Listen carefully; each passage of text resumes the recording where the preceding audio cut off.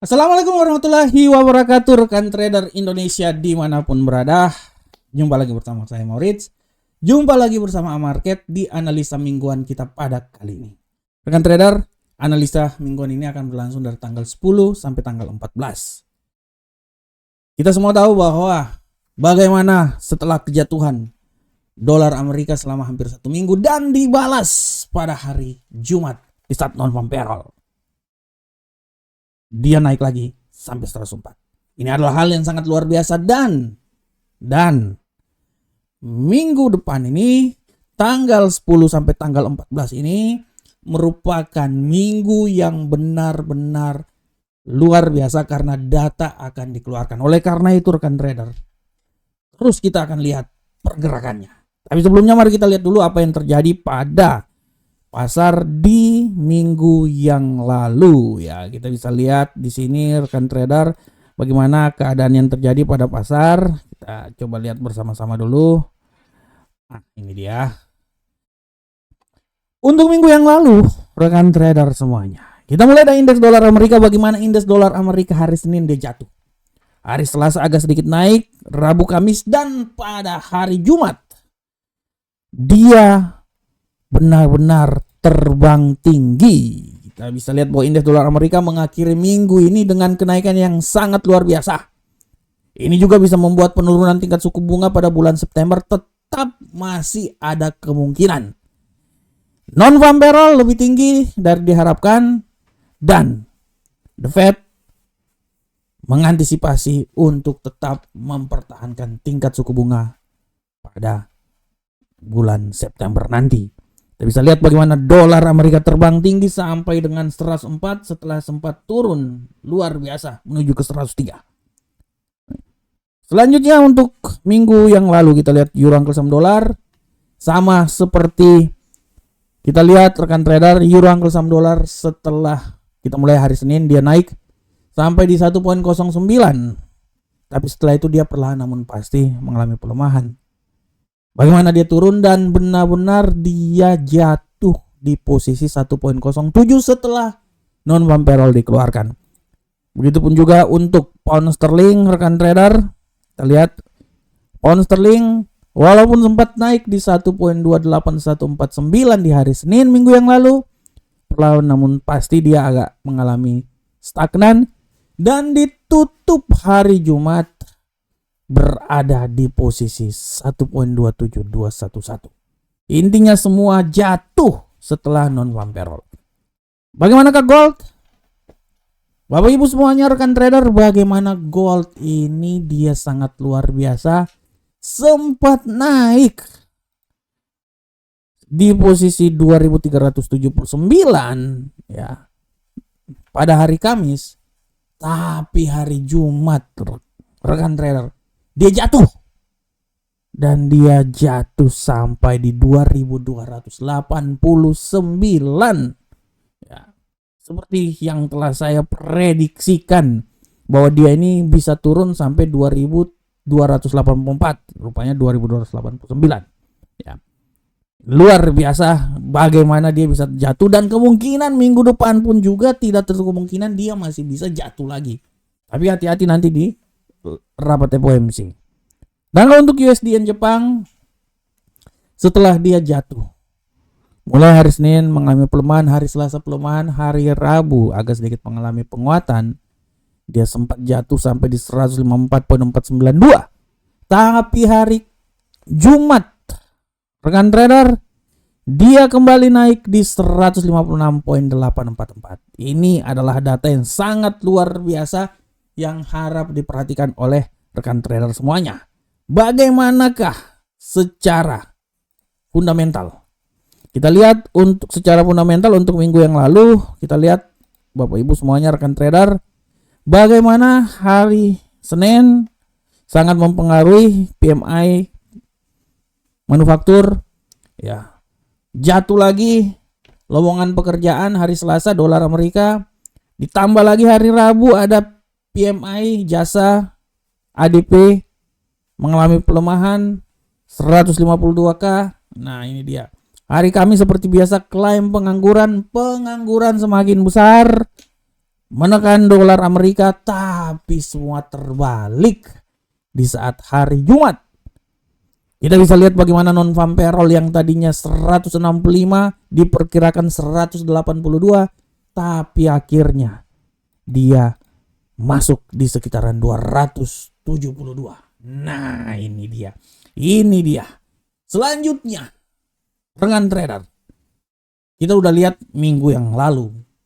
Bagaimanakah untuk minggu depan? Nah, untuk minggu depan seperti biasa kita coba langsung lihat di kalender ekonomi. Kita mulai dari hari Senin, harap diperhatikan cuman PDB dari Jepang aja. Ya, hari Senin. Hari Selasa pun juga tidak terlalu ada berita. Hari Rabu permulaan. Bagaimana hari Rabu? Ada IHK atau data inflasi yang akan dikeluarkan 19.30 waktu Indonesia bagian Barat. Baik itu inflasi bulanan pada bulan Mei maupun inflasi tahunan. Harap diperhatikan. Dan dini hari Rabu tengah malam nanti, dini hari Kamis, ada proyeksi ekonomi serta pernyataan FOMC pada pukul 1 dini hari Kamis.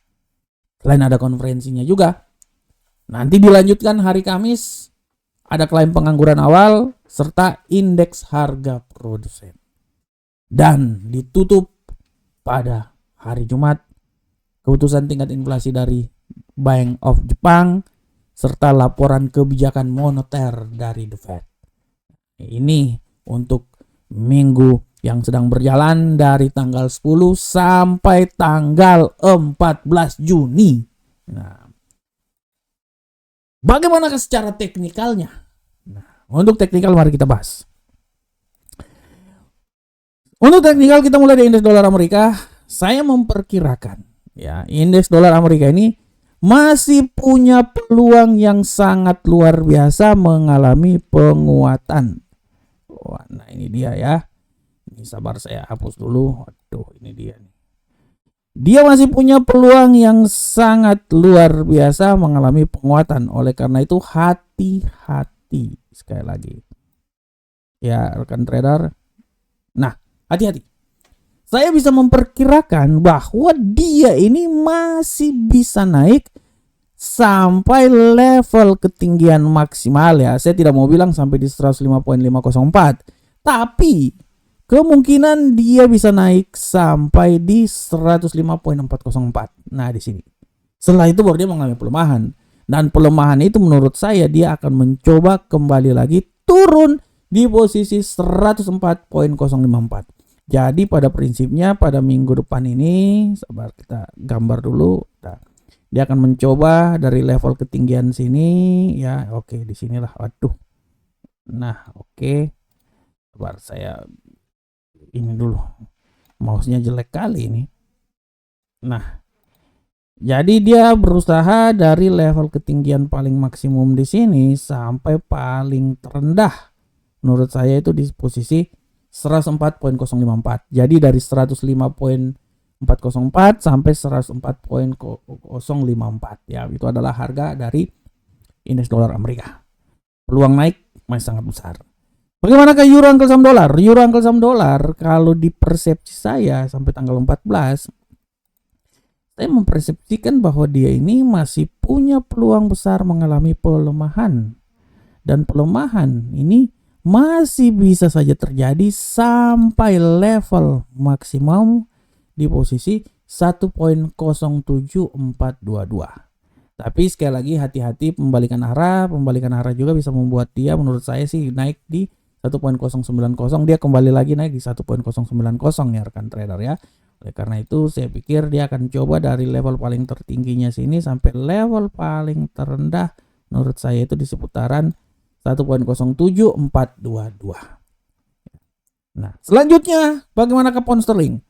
Pound sterling saya masih berasumsi bahwa pound sterling ini masih punya peluang besar mengalami pelemahan.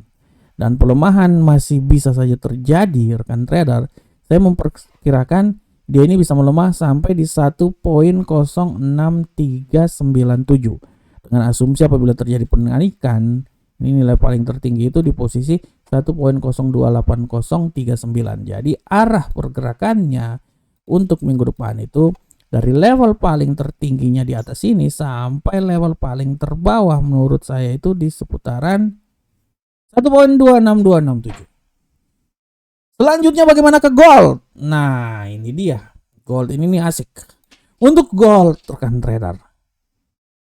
Untuk gold saya mau bilang, waduh, ini udah sabar rekan trader. Khusus untuk gold ini sabar. Ini kalau saya pikir ya, ini saya kasih tambah sini dulu. Nah, ini dia. Ini kayaknya harus dinaikkan dulu ini. Dibesarin dulu ini. Nah, ini. Nah, oke. Dan yang satu lagi di sini. Nah, oke. Kalau saya bilang gold untuk minggu depan, menurut analisa saya, gold ini masih punya peluang besar mengalami pelemahan. Saya memprediksikan dia ini masih bisa melemah. Ini sabar, saya coba lihat dulu di samping. Oh, tinggi sekali dia nih. Menurut analisa saya, dia ini masih bisa melemah sampai level ketinggian paling maksimum di seputaran 2241. Tapi kembali lagi hati-hati. Dia bisa kembali naik lagi di posisi tertinggi di seputaran sini ya. Ini saya hapus dulu. Nah, ini dia. Dia bisa kembali lagi di posisi 2372. Jadi arah dia untuk minggu depan ya Bapak Ibu semuanya, saya memperkirakan dia ini akan mencoba naik ya dari levelnya di sini ya, ketinggiannya itu sampai level paling terendahnya itu menurut saya di sini. Antara 2241 sampai 2372.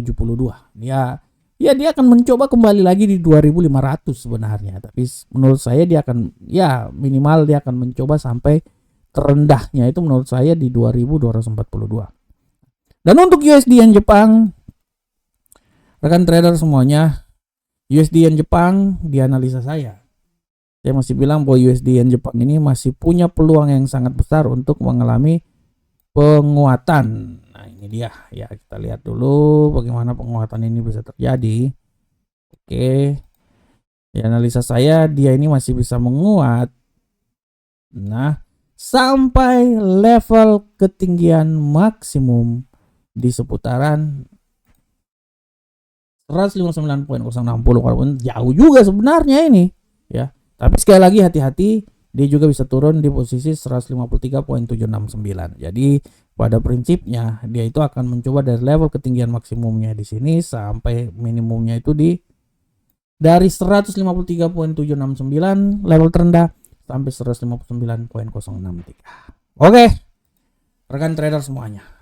Oke, rekan trader semuanya, demikianlah analisa teknikal kita, analisa mingguan kita pada hari ini. Saya selalu berharap semoga apa yang saya bawakan ini bermanfaat untuk kita semuanya. Akhir kata, assalamualaikum warahmatullahi wabarakatuh. Sampai ketemu kita di pertemuan berikutnya. Salam Profit Indonesia.